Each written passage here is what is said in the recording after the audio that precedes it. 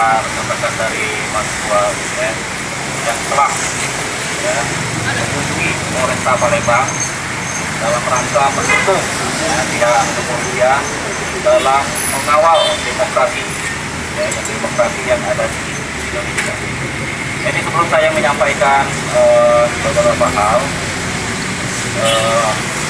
mewakili Polresta Palembang dan pejabat yang lain, saya akan perkenalkan diri.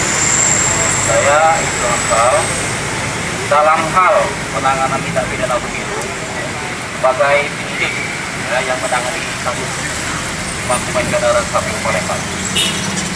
Jadi perlu saya sampaikan di sini bahwa untuk penanganan tindak pidana pemilu terhadap Pembangunan Daerah KPU Kota Palembang sudah kita lakukan sesuai dengan peraturan perundang-undangan.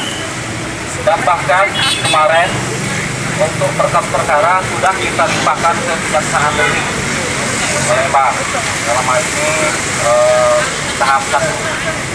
Jadi yang kita limpahkan hanya berkas perkara dan bagian barang bukti.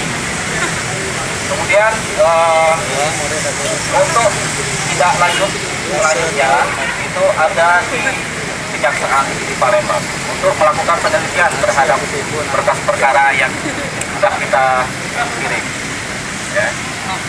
Nanti kita penyidik dari Polresta Palembang menunggu hasil dari penelitian berkas perkara oleh pihak Kejaksaan Negeri.